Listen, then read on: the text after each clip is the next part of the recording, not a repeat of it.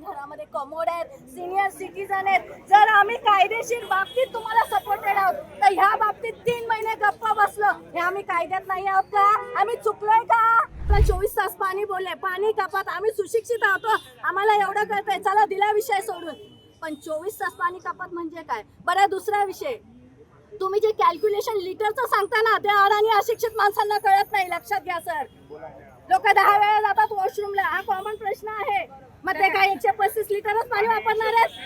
Room leakage आहे. आज आम्ही प्रत्येक रूम मध्ये 2 ते 3 महिने फिरतोय, प्रत्येक रूमला लिकेजेस आहे. म्हणजे आता जर आम्ही राहायला नाही तर लिकेजेसचा प्रॉब्लेम नवीन कन्स्ट्रक्शनला मी सेलेबल बिल्डिंग कसे चांगले करणार आहे? आम्हाला बीडीडी वाल्यांना पाण्यामध्ये राहायची सवय झालेली आहे. आम्हाला ह्याच्या आधी महानगरपालिका भरपूर पाणी प्रोव्हाइड करत होते, आम्हाला कधीच पाण्याचा कधी तुटवडा आलेला नाही. त्याचं बोलणं कम्प्लीट झालं असेल, आम्हाला सर्वांच्या वतीने मी बोलते, चालेल? मला वाटतं लास्ट टाइम तुम्ही ज्यावेळेस ऍक्शन घ्यायला आलात मी स्वतः तुमच्या बरोबर होते, बरोबर आहे?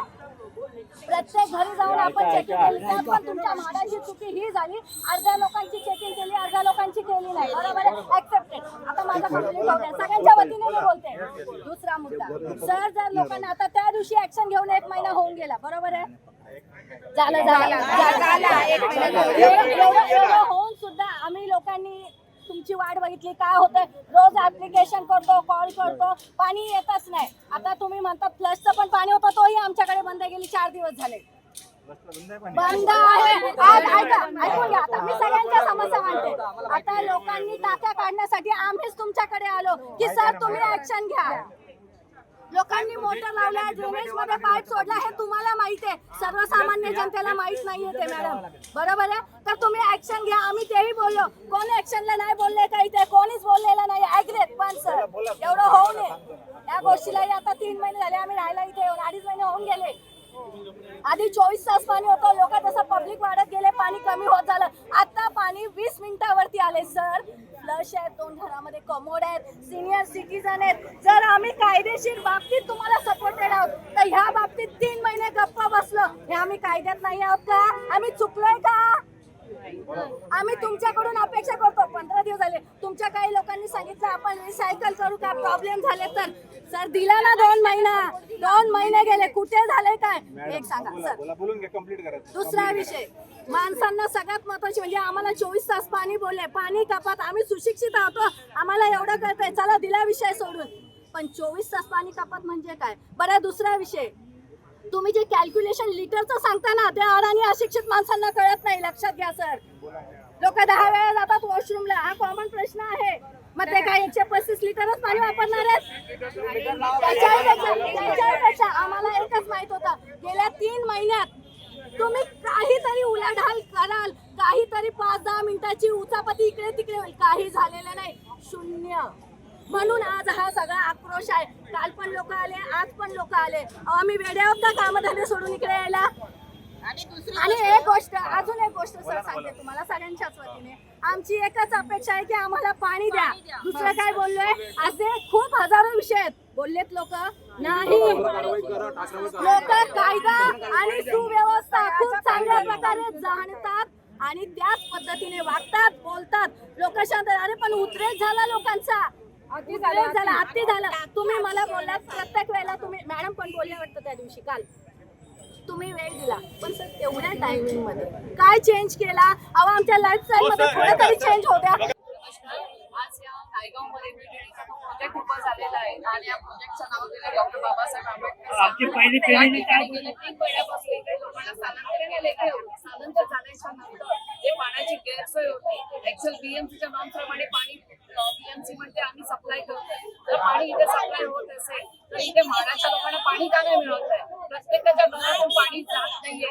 तर LNTने एवढा प्रोजेक्ट सध्या हाताळलेला आहे, मग तिथे का त्यांचं पाण्याचं नियोजन नाही केलेलं आहे? कुठे त्यांची चूक झालेली आहे? प्रत्येक रूम लिकेज आहे. आज आम्ही प्रत्येक रूम मध्ये 2 ते 3 महिने फिरतोय, प्रत्येक रूमला लिकेजेस आहे. म्हणजे आता जर आम्ही राहायला नाही तर लिकेजेसचा प्रॉब्लेम नवीन कन्स्ट्रक्शनला मी सेलेबल बिल्डिंग कसे चांगले करणार आहे? आम्ही राहणाऱ्या लोकांचा आमचा विचार नाही केलेला आहे. तर आम्ही सर्वसाधारण लोक आमच्या जागेवरती तुम्ही आम्हाला घरं बांधून त्याची मेहरबानी नाही केलेली आहे, आमची जागा घेतलेली आहे आणि सेलेबल मध्ये तुम्ही देऊन सेलेबल लोकांकडे करोडो रुपये घेणार आहे. मग तुम्ही आम्हाला खूप हवी लावून काही घरं दिलेली आहेत. आज प्रत्येक रूम मधून बघा किती लिकेजेस प्रॉब्लेम आहे. नाही त्यांना आश्वासन दिलं होतं प्रत्येक रूम मध्ये 2-2 टॉयलेट्स बसवले, एक मास्टर हॉल मध्ये एक हॉल मध्ये. दोन्ही यांच्यामध्ये वेस्टर्न टॉयलेट बसवले, एक इंडियन आणि एक वेस्टर्न. ठेवणं गरजेचं होतं. त्या ठिकाणी एक ते एसपीटीचं पाणी चालू नाही केलेलं आहे. त्यांचं म्हणणं होतं 30-40% लोक येत नाही तोपर्यंत एसपीटीचं पाणी होत नाही. तर एसपीटीचं पाणी चालू होत नाही तर महानगरपालिकेचं पाणी तरी चालू करा. एक त्यांना स्टोरेजची परमिशन नाहीये. स्टोरेज नाही करणार तर कसं होणार? आम्हाला बीडीडी वाल्यांना पाण्यामध्ये राहायची सवय झालेली आहे. आम्हाला ह्याच्या आधी महानगरपालिका भरपूर पाणी प्रोव्हाइड करत होते. आम्हाला कधीच पाण्याचा कधी पुरवठा झालेला नाहीये. आम्ही एवढेच वर्ष, आमची 50-60 वर्षाची आमची पिढी गेलेली आहे, पण पाण्याचा प्रश्न माझ्या विभागामध्ये तरी झालेला नाहीये. कारण तुम्ही आमच्या लोकांना विचारू शकता, कारण पाणी रेग्युलर होतं. तर आज आम्ही नवीन टॉवरमध्ये नवीन स्वप्न घेऊन आलेलो आहे. लोकांना, मुलांना चांगलं एज्युकेशन, चांगलं त्यांचं इकडचे सोय अशा असताना आपल्याला गैरसोय कळते. एलएनटीचं नियोजन बरोबर नाहीये, पाण्याचं नियोजन बरोबर नाहीये. आणि जे मध्ये बेसमेंट मध्ये जी कामं केले त्याचं बघायचा. बेसमेंट मध्ये लिकेज आहे. मागच्या 16 जूनला राऊंड घेतल्यानंतर ऑफिसरांच्या निदर्शनास आणून दिलं एक काय आणि कोणत्या प्रकारे काम झालंय. सर मला माहित आहे त्यामध्ये नवीन प्रोजेक्ट आहे.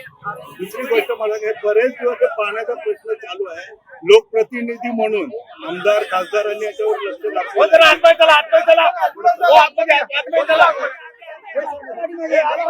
पुढे या.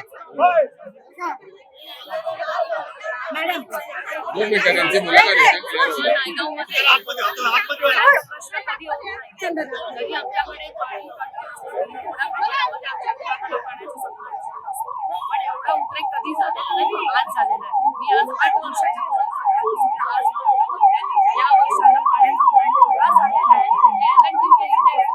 नियोजन बरोबर नाहीये, पाण्याचा सप्लाय व्यवस्थित होत नाहीये. म्हणून आज लोकांना दात घासायला, तोंड धुवायला पाणी नाहीये. आता शाळा चालू झाली, मुलं जाणार कधी? शाळा कॉलेजेस ऑफिसला जाणार आहेत, लोक जाणार कसे? पाणी कुठून देणार? एका स्टोरेजला तुम्ही परमिशन देत नाही.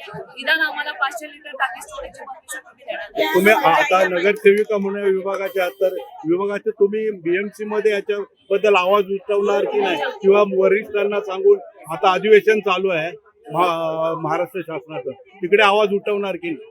आता ह्या गोष्टीसाठी आहे ना, माननीय शिंदे साहेबांनी बीडीडीच्या प्रश्नामध्ये आवाज उपस्थित केला होता. त्याच्यावर बीडीडीच्या संदर्भात पाणी याच्या संदर्भात बोलले गेले होते. तिथे हा प्रश्न मांडलेला आहे. पण आता हे तुम्ही म्हणताय ना बीडीडी पाण्याचा प्रश्न पाणी आता महानगरपालिकेमध्ये पाणी महानगरपालिका व्यवस्थित वाटत नाही असं आमचे याची बरोबर मी काल बोलते. याची आता सोमवारी आमची मिटिंग आहे. आता अधिवेशन मध्ये शुक्रवारी शेवटचं अधिवेशन आहे. साहेब म्हणाले की मॅडम मला शुक्रवारी जमणार नाही, मी सोमवार किंवा मंगळवारी तुमच्या इथे मिटिंग घेतो. या संदर्भात पाण्याच्या संदर्भामध्ये याची डिपार्टमेंट माडा आणि एलएनटी आणि इकडचे लोकप्रतिनिधी या मीटिंग मध्ये हा प्रश्न सुटला ना, पुढचं पाऊल काय असेल? प्रश्न सुटायला जर असेल तर मी महानगरपालिका म्हणजे आम्ही पाणी नियोजन देतोय, मग ती त्यांची चूक नाही, एलएनटीची एलएनटी रेक्टिफाय करायला पाहिजे. ह्याचा प्रश्न कसा हे त्यांचं काम. थँक्यू. धन्यवाद.